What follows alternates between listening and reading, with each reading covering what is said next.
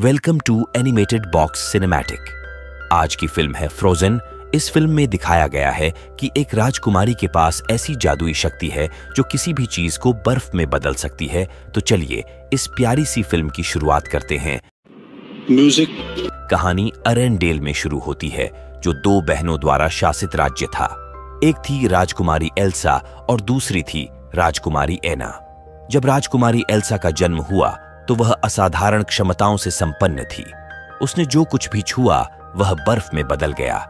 इस महाशक्ति की वजह से बहनें खूब मौज मस्ती करती हैं।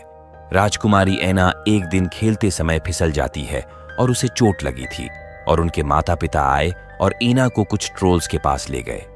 ट्रोल का नेता न केवल एना को ठीक करता है बल्कि उसकी याददाश्त भी मिटा देता है, जिसमें उन्होंने एल्सा की विशेष क्षमताओं को याद किया।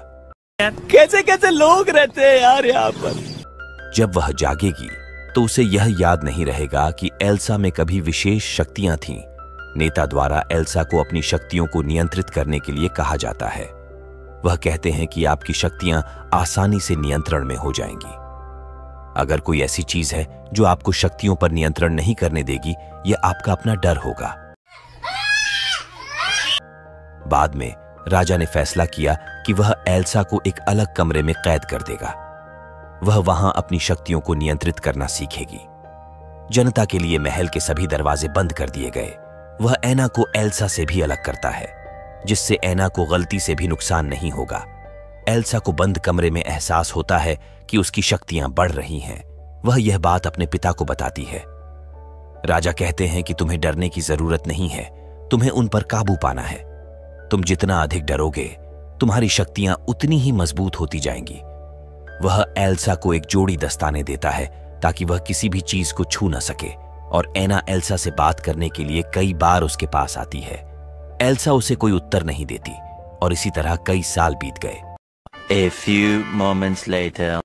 राजकुमारियां बड़ी हो गई हैं। एक दिन उनके माता पिता को कहीं यात्रा पर जाना पड़ा। रास्ते में तूफान के कारण उनका जहाज नष्ट हो जाता है और वे दोनों मर गए। अब पता चला कि एल्सा अगली रानी होगी। हमारे यहाँ ऐसा ही होता है। राज्य में तैयारियां चल रही थीं। समारोह में शामिल होने के लिए दूर दूर के राज्यों से भी लोग पहुंचते हैं। एक ड्यूक भी आता है जो कई वर्षों से राजा के साथ व्यापार कर रहा था। अच्छा। वह महल के अंदर चल रहे मामलों के बारे में जानने का मौका पाने की प्रतीक्षा कर रहा था।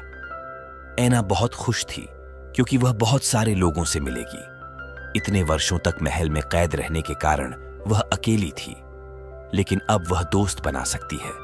दूसरी ओर एल्सा डरी हुई थी क्योंकि लोगों को उसकी शक्तियों के बारे में पता चलेगा। वह किसी को भी चोट पहुंचा सकती है। आखिरकार राज्याभिषेक का दिन आता है। महल के दरवाजे जनता के लिए खोले गए।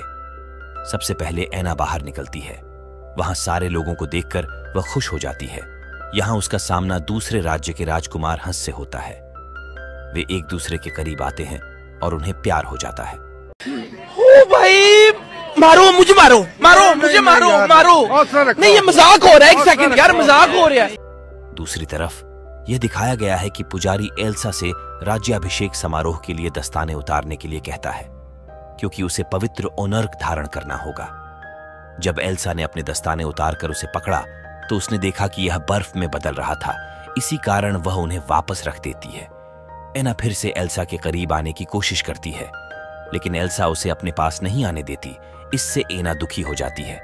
वह प्रिंस हंस से मिलती है और वे अच्छा समय बिताने के लिए बाहर जाते हैं। यही नहीं, अभी और सुनिए। वे इसका भरपूर आनंद लेते हैं। इसके बाद राजकुमार हंस एना से शादी के लिए पूछते हैं। इससे एना खुश हो जाती है और प्रिंस हंस को तुरंत हां कह देती है। बाद में वह राजकुमार हंस को एल्सा के पास ले आती है, प्रिंस को एल्सा से मिलाने के लिए। जब वह एल्सा को बताती है कि वे शादी करने जा रहे हैं, एल्सा ने तुरंत उसे मना करते हुए कहा नहीं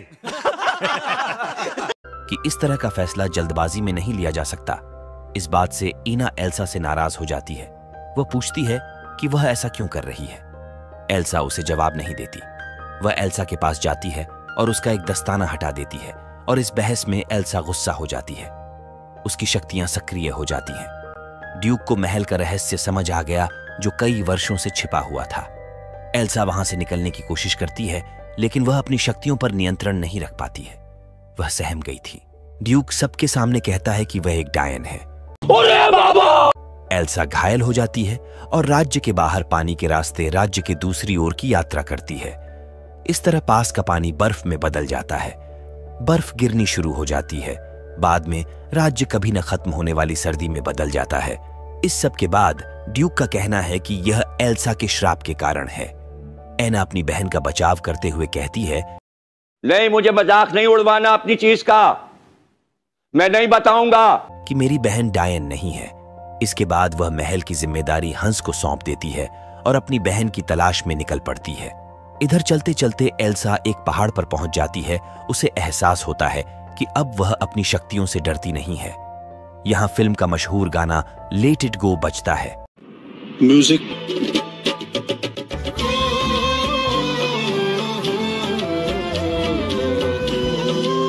इसमें दिखाया गया है कि कैसे एल्सा अपनी शक्तियों से एक सुंदर महल बनाती है।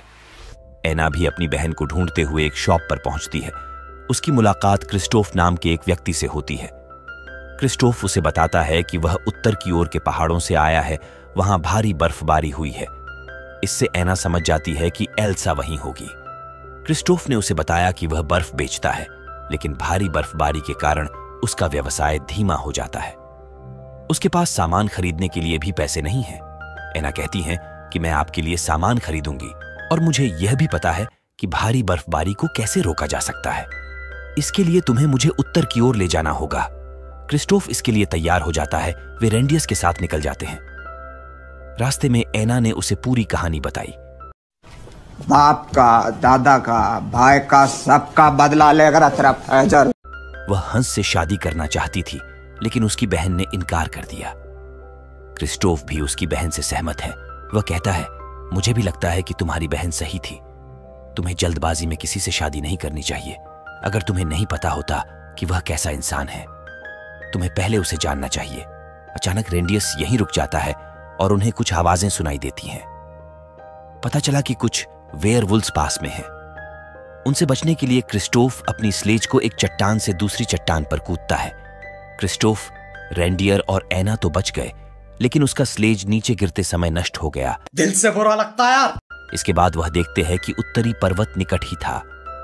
वे आगे बढ़ने के लिए पैदल यात्रा करते हैं। कुछ दूरी पर आगे बढ़ने पर उन्हें एल्सा द्वारा मानव निर्मित एक बर्फ दिखाई देती है। इसका नाम ओलाफ रखा गया और एना ने ओलाफ से उन्हें एल्सा के पास ले जाने के लिए कहा। यह इस फिल्म का पहला पार्ट है।